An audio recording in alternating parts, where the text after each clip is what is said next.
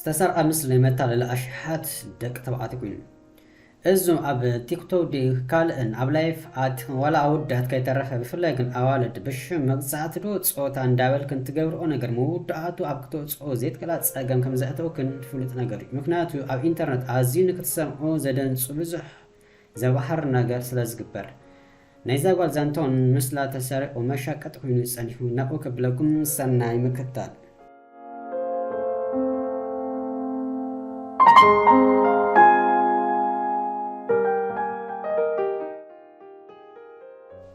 ቫኒ ዳርጋ ማዓልተይ ካብ ዝተፈላለዩ ደቂ ተባዕትዮ መልእኽቲ መጻን ይሩ ገሊኦም ኣፍቃርታ ከም ዝኾኑ ይኣምኑ ገሊኦም በዓል ቤትከ ይብልዋ ገሊኦም ደቂ ተባዕትዮ ቁጣዓት እዮም ገንዘብና መለስና ዝብልዋን ኣለዉ ቫኒ ግን ንኩሎም ኣይትፈልጡምና ዝብልዋ ነገሩን ኩሉና ሓሶትን ንሳ ቅድሚ ሕጂ ኣብ ኣብያተ መዘናግዒ ትሰርሕ ነይራ ካብቲ ሕሉፍ ህይወታ ዝተወሰዱ ስእልታት ቪድዮታት ድማ ካብ መፋረቕ 2000 ጀሚሩ ኣብ ኢንተርኔት ንፍቅራዊ ምትላልህ ክውዕል ጸኒሑ ኣሎ ገለ ስነ ምግባር ዘይብሎም ሰባት ስማን ስእላት ተጠቂሞም ናይ ሓሶት ፕሮፋይል የዳልሙ ናይ ሓሶት ፍቅሪ ርክብ ንምጅማር ይጥቀምሉ በከምዚ መንገዲ ግዳያት ኣሽሓት ዶላር ተታሊሎም እዮም እዚ ዓይነት ፍቅራዊ ምትላል ካትፊሽንግ ይበሃል ቫኒ ክንደይ ዝኣክል ገንዘብ ከም ዝተታለሉ ህይወቶም ከም ተበላሸው ዝገልጹ ዛንታታትን ዝሓዙ ኣሽሓት መልእኽታት ይሒዞም ላይም كجنقن نفسي كوكس جميلة من الواس لا أب إنترنت أنت زحل نيرو أزوم سبات أيام تتعلم تبلفاني نعستات شمونت عمتات كم جرقنا سريحة ويب كم أبيلا جلوس تحسطات بقطتا أب إنترنت فنونيرا فاني نستقفتا بزنبر ركب أزياح قستنيرا نساتهم نعانا مرأي مسآمل أكتن من لوات أبدا يخفلوانيرم أزينا يقولنا ينحل أغن أبا كلتشحن شدوش سنابكيهم ኣብ ኢንተርኔት ዝነበራ ህላወ ዘቋረጽትሉ ሓደ ምክንያት እቶም መደናገርቲ ተወሳኺ ናይ ምትላል ዕድል ንኸይረኽቡ ምዃኑ ትዛረብ ድሕሪ ሕጂ ንዝኾነ ናተይ ነገር ዳግማይ ክጥቀመሉ ዕድል ክህቦም ኣይደልን እየ ትብል ኣብ ሓደ እዋን ሓደ ሰብኣይ ኣብ ቀጥታዊ ምርኢት ኣትዩ ርእይቶ ጽሒፉላ ንሱ በዓል ቤታ ምዃኑን እቲ ምርኢት ድማ ከተቋርጾ ቃልኣታ ከም ዝነበረት ገለጸላ ቫኒ ግን ላግፂ መሲልዋ ነይሩ بزخون إيميل كجبرلا حتيتاتهم تمساسالي زانتات زلهم كالقص سبات أبوان مرئتات كتصحفولا منتا كتراغس كحاتو جميرهم شعو بالسماء زفتس أمتلال كم زلو نمجة مرتا جيزي فليتا مدنا قرتي كم كيح قوي ملباز عمسلو زين برحاتوتا يقرب لانيرهم دحرد ما قدات نمتلال زتكملو مسلتات هاتوما እቲ ብቐጻሊ ዝጽሓፍ ዝነበረ ርእይቶታት ኢሜይላት ወጥሪ ዝመልኦ ሓዋኹን ኣብ ህይወታ ጽልዋ ክሕድር ጀሚሩ ቫኒ ዘባሕርር ሕልሚ ነይሩ ትብል ብዛዕባቶም ግዳያት ግን ሓዚና እንታይ ክገብር ኣለኒ ክትብል ትሓትት ኣብ መጀመርታ ነፍሲ ወከፍ ኢሜይል መልሲ ክትሕብ ትፍትን ነይራ እዚ ድማ ኣብ ነፍሲ ወከፍ መዓልቲ ሰዓታት ይወስድ እዩ እቲ ሽዑ በዓል ቤታን ኣካይደ ስርሓ ዝነበረ ነቶም መልእኽታት ክከታተል ጀሚሩ ንሱም ቫኒ ድማ በቲ ዝተፈጸመ ምትላል ተሓተቲ ከም ዝኾኑ ነቶም ግዳያት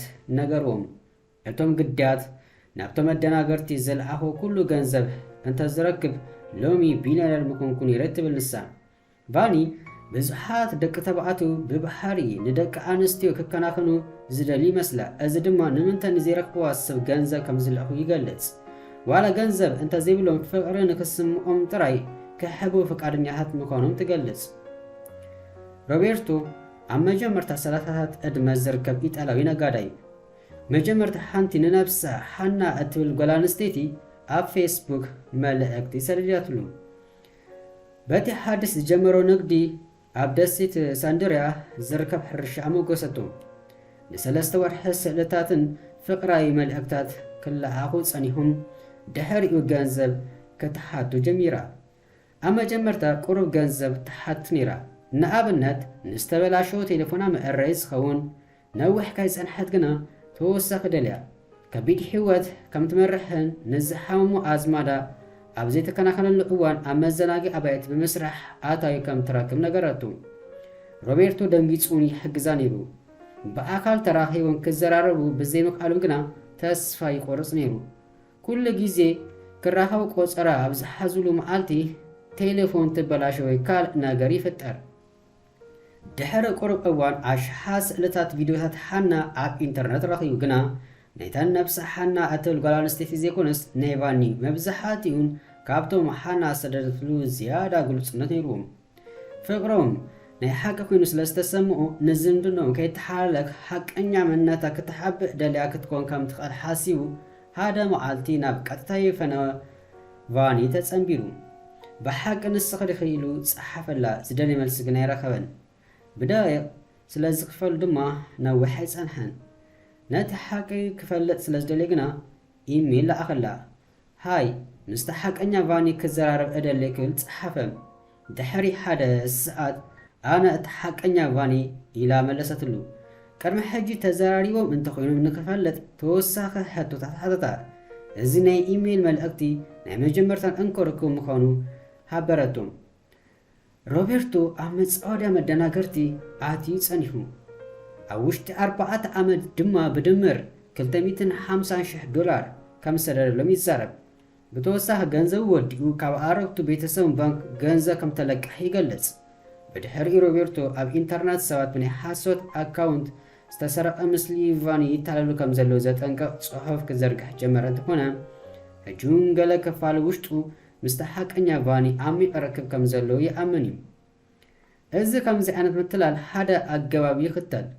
ፍቕራዊ ቦምባታት ማለት እውን ነቲ ሰብ ንምጽላእ ወይ ንምቁጻር ኣቓል ወይ ፍቕሪ መሓብ ክንፈላለና ኢልካ መፈርሕ ድሕሪ ድማ እቶም መጻምርቲ ኣብ መወዳእታ ብሓባር ንኾኑ ዘኽእል ሓገዝ ገንዘብ ምሕታትን። እቶም ሜላታት ዝፍለጡ እኳ እንተኾኑ ግና ውፅኢታውን እዩ። ኣብ መላእ ዓለም ዝሰርሑ ዓበይቲ መርበባት ከም ዘለዉ ቁጽሮም ዜናኣ ካብ ቱርኪ፣ ቻይና፣ ኢማራት ዓረብ፣ ኣባይ ብርጣና፣ ናይጄርያ ገና ሓበሬታታት ኣለዉ። ሮቤርቶ ገንዘቡ ክሰድድ ካብ ዝተሓተተሉ ቦታታት ሓደ ሳካዋ ቦይስ ዝበሃሉ ጉጅለ መደናገርቲ ዝነብሩላ ጋና እዮም። ኣሰር ገለ ካብቶም ኣብ ኣክራት ዘለዉ ተረኺቡ። ኦፍ ዝበሃል መንእሰይ ብኢንተርነት ምትላል ግዜ ዝወስድን ብዙሕ ምህደራ ዘጠቓልል ምዃኑ ይገልጽ። በቲ ስራሕ ሕማቕ ስምዒት ከም ዝስምዖ እኳ እንተገለጸ ልዕሊ $50,000 ከም ዝረኸበ ግን ተኣሚኑ። ኦፍ ምስልታት ቫኒ ከምዘይተጠቀመሎምን እንተኾነ ንምንታይ ኣብ መንጎ መደናገርቲ ተፈታዊ ክኾኑ ከም ዝኽእሉ ከም ዝተረድኦ ገሊጹ። ብተወሳኺ እቲ ምትላል ዕውት ንክኸውን እተን ደቂ ኣንስቲ ኣብ መዓልታዊ ኩነታት ከም ኣብ ምብሳል ወይ ኣብ ጂምናዝየም ኮይነን ወይ ካልእን ዘርኢ ዝተፈላለየ ስእልታት ከም ዝድልዩ ሓቢሩ። ኣብ መንጎ ሞያዊ መንነታን ሓቀኛ መንነታን ግን ንጹር ፍልይ ከም ዘሎ እተሰምር ቫኒ ካብ መዓልታዊ ህይወታ ብዙሕ ግሉጽ ሕሞታት ዘርእዩ ስእልታት ስለ ዘካፈለት እቶም መጭበርበርቲ ወይ መደናገርቲ ክጥቀሙላ ዝከኣሉ ይመስላ። ኣብ መወዳእታ እቲ ደው ዘይብል ወሓዚ ግዳያት ምትላል በስለ ሓዲሩላ መዓልታዊ ኣብ ካሜራ ምውሳእ ኣብ ጥዕና ኣእምሮኣ ሃዳራን ጽልዋ ኣስኢቡ ቫኒ ብሰንኪ ድኻም ቅድሚ ምርኢት መጀመራ ክትሰቲ ከም ዝጀመረት ትዛረብ። ዘይሕግዝቲ ኮይና ክትቅጽል ኣይከኣለትን። ኣብ መወዳእታ ኣብ 2016 ክትገድፊ ወሲና ሓድሽ ህይወት ክትጅምር ገዝኣን በዓል ቤታን ገዲፋ ከም ዝኸደት ትዛረብ። ሕጂ ከም ቴራፒስት ትስልጥንን ተዘክሮ ድማ ትጽሕፍ ኣላ። ዛንታ ገዛእ ርሳ ዳግማይ ትቋጾርላ። ካብኡ ንዳሓር ኣብ ዝሓለፉ ዓመታት ዝያዳ ተጻዋርነት ረኺባ መታልልቲ ንኣ ምምሳል ከየቋርጹ ከም ዝኽእሉ ትፈልጥ እያ። ገለ ግዳያት ግን ስለምንታይ ኣብ መጻወድያ ከም ዝኣትውን ትርዳእ። ኣብ ፍቕሪ ክሳብ ክንዚ ኣያሹ ክንከውን ንኽእል ኢና ትብል። እፈልጥ ኣጋጢሙኒ ኣብ ኩላትና ይዘጋጥም ትውስኽ። ካብ ኮነ መጀመርታ ደቂ ኣንስትዮ እዘን ኣብ ቲክቶክ ኣቲኽን ብሽም መግዛዕትሎ ጽዋታ እንዳበልክን ትገብርኦ ነገር ጽባሕ ንግሖ ዋጋ ከም ዘኽፍለክን ኣይዘንግኣ። ኣውዳድ ድማ ብፍላይ ኣብ ጥቓኹም ንዘላ ጓል ስቒልኩም ነገራት ከይረጋገጽኩም ገንዘብ ካብ ምስዳድን ጊዜኹም ጉልበትኩም ገንዘብኩም ካብ ምብኻን ተቆጠቡ፣ ተጠንቀቑ። ብፍላይ ኣብዚ ማሕበራዊ ሚድያ ጥንቃቐ ምዘይግበር መወዳእቱ ሒዙና ከም ዝጠፍእ ዘይምዝንጋእ።